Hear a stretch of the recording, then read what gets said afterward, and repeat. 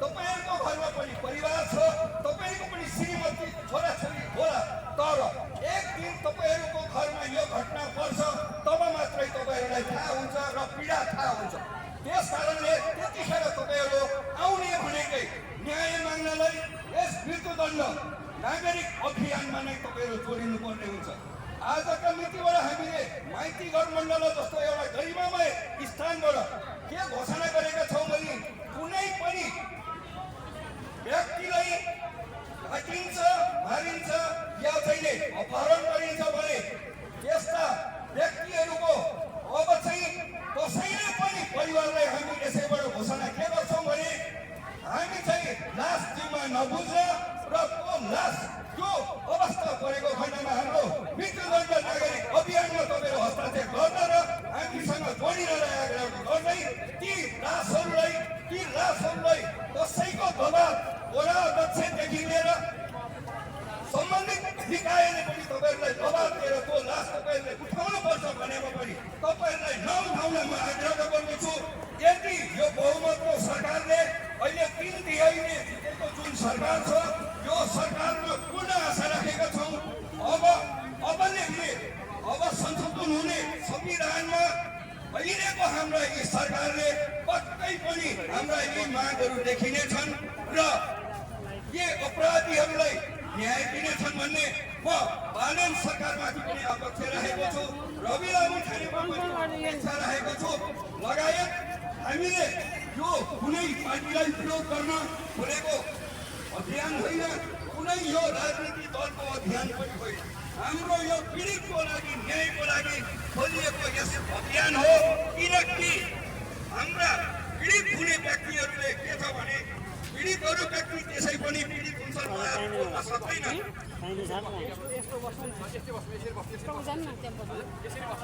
पीडित हुने मान्छे उहाँहरू बोल्न सक्दैनन्, तर उहाँहरूलाई दबाब हुन्छ, आफ्नो लासहरू लाजले हुन्छ, डरले हुन्छ, प्रयासले हुन्छ, घाटसम्म लानुपर्छ।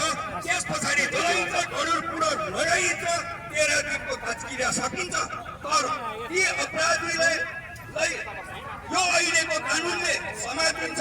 यसमा हामीले कसैलाई सुरक्षा कर्मीहरूलाई पनि दिनु हुँदैन, न्यायालयलाई पनि दिनु हुँदैन, वकिलहरूलाई पनि दिनु हुँदैन, किनकि हाम्रो संविधानमै त्रुटि छ। त्यस कारणले गर्दाखेरि पीडितले न्याय नपाउनुको कारणको पूर्व र तपाईको उत्तर र भारत दक्षिणको तपाईको हरेक राष्ट्रहरूमा मृत्युदण्डको कानुन छ भने हाम्रो नेपालमा यो सरकारलाई देख्न कुनै गाह्रो छैन।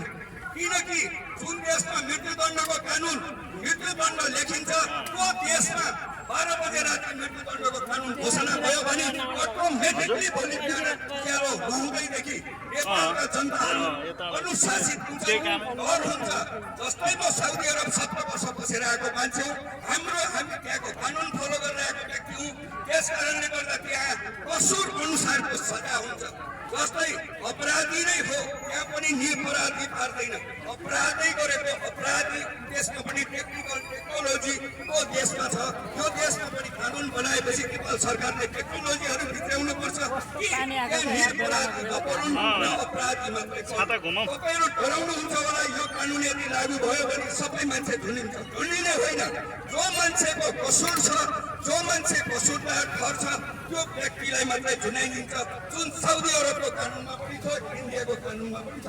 जस्तै तपाईको ध्यानमा राख्दै ड्रगको ड्रग छ भने त्यहाँ चौरस्तामा लगेर हजारौं बिचमा माइकिङ गरेर तपाईको झुन्ड्याइन्छ। किन त्यसरी होइन सबैले यो देखुन् र सबै मान्छे सजग हुन्।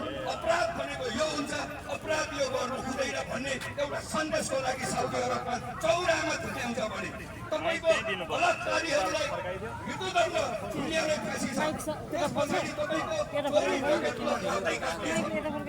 इत्यादि आफ्ना तपाईको कानुनी कारबाहीहरू छ, सजा छ भने हाम्रो देश नेपालमा कसलाई होला हिजोका 35 वर्षका राज्य सत्तामा बसेका यिनै हिजो हामी नै फस्छौँ, हामी नै यो कानुनमा हामी कतै फस्दैनौँ, हामी कतै झुल्लिँदैनौँ भन्नेहरूले पक्कै पनि लेखेनन्। यिनीहरूले यो लेखेनन्, किन लेखेनन् भने स्वयं आफू झुल्लिन यिनीहरूले बाध्य हुन्थे।